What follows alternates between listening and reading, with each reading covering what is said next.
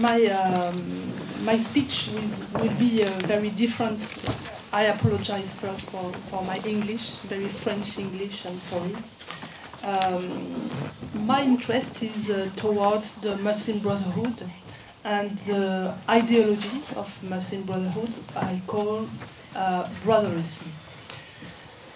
Amongst the breaks into the obstacles to the assimilation today, it's not just the flux, the high number of migration, but it's also an ideology which has spread from the 1960s now, so it's a long time ago, 60 years ago, which can be summarized in one document you can read in internet, and this document is written by ISESCO, and ISESCO is the equivalent of UNESCO for the United Nations, but for OIC, the Organization of Islamic Cooperation.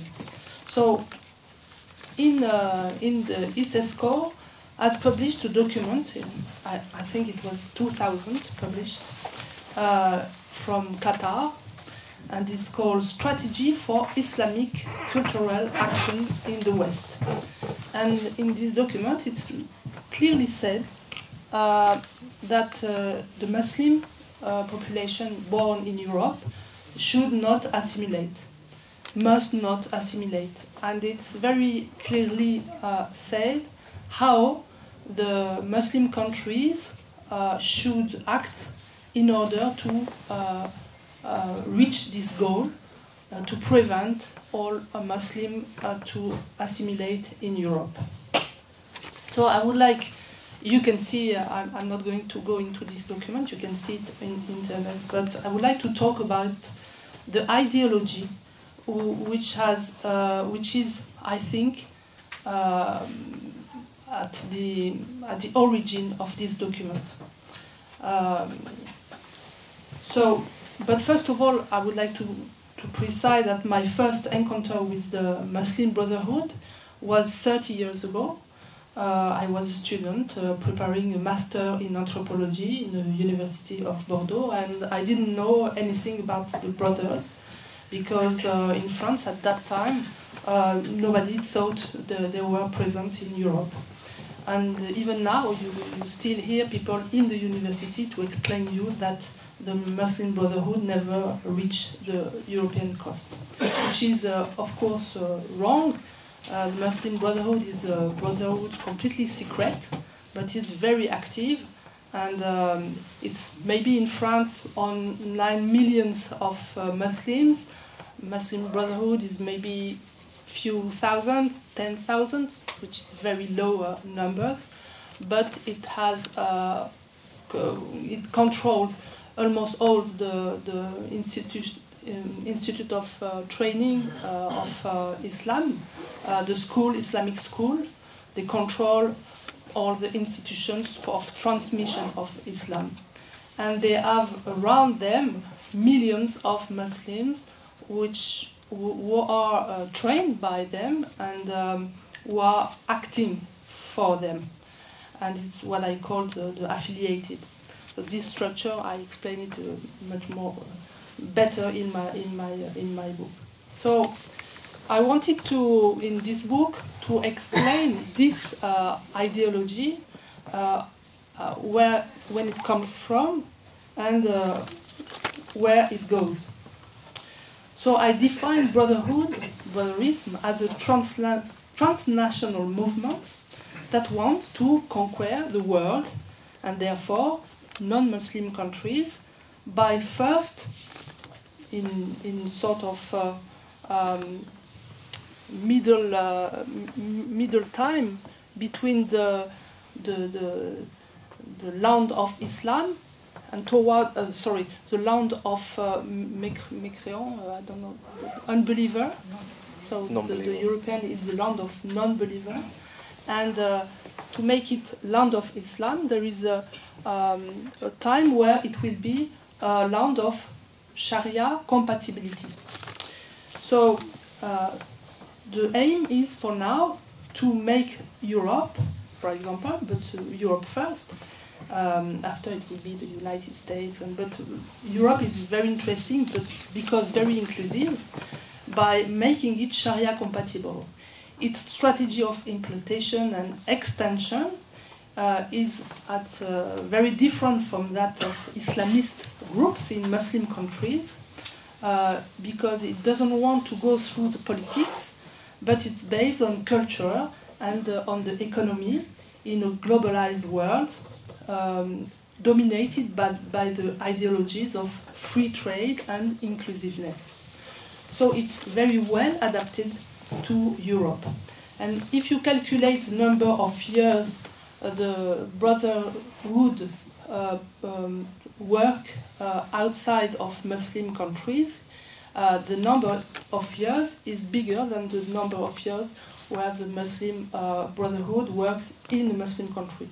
What I mean is they have been much more active in Europe since the 1960s than everywhere else, because they had free expression and completely a free way of disseminating their works.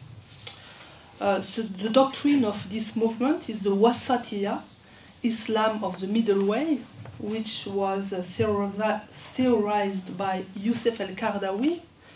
And this Sheikh Youssef el-Qaradawi was inspired by the founder of Muslim Brotherhood, of course, Hassan el-Banna, in 1928, when he created the Brotherhood, and by the Indo-Pakistani Abu Ala Maududi, born in the same year as Hassan el-Banna. The Brotherhood is not for me a theology, neither a legal school. It is what I call a system of action. What he wants to do is to steer the various theological and legal components of Sunni Islam from a middle position. It is in a middle position, and he wants to help them, to drive them to fulfill the ultimate prophecy of the establishment of the caliphate on earth. So it's a type of motor, it's an engine, it's a beating heart, and its biggest enemy is, of course, the atheism, but it's also the division, the fitna, what is dividing the ummah. So the aim is to reconstruct the ummah, and so of course the enemy is the nation state, because the nation state make boundaries. So, and the only state he wants to, the only nation it wants is the Muslim nation, which is the Ummah. So the Brotherhood in Europe use and the skills and specificities of each of the schools, the jihadis, the Sufis, the liberal, all these competencies is used and driven by this Brotherhood to direct them to the objective.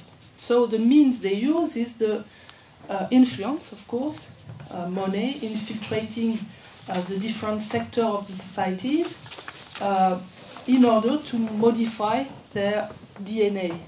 What they want is a theocracy. They are not theologians, they are theocrats.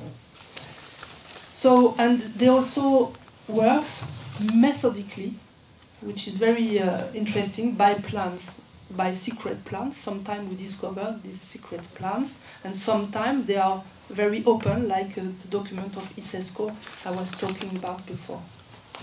So I think Brotherhood in non-Muslim country have adopted very different goal from the Brotherism.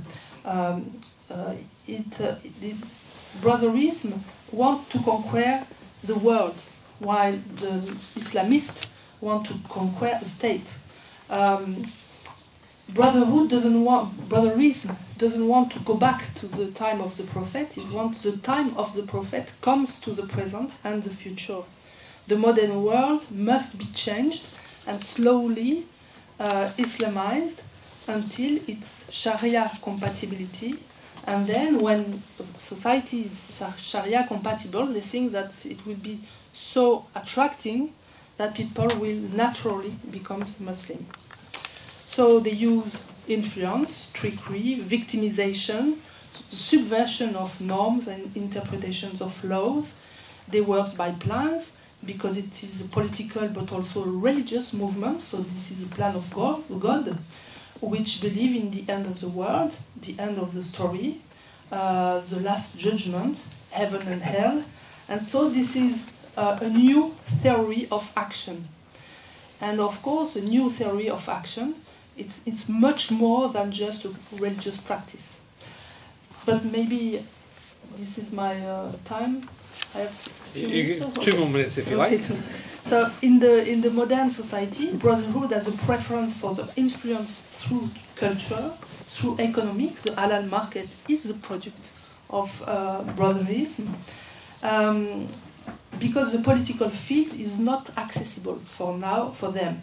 But maybe it will come. For example, Brussels, it's interesting, Brussels as a Belgian capital, all the parties are infiltrated by Muslim Brotherhood. So it will be more and more difficult for the different parties now in Brussels, I mean the French part, to be able to draw politics without having this ideology, without satisfying this ideology. But obviously nobody will notice it because it's through influence, it's through money, it's through corruption, and it's very difficult to and nobody wants to talk about that, of course. Okay, but I will let you. Florence, thank you very, very much indeed.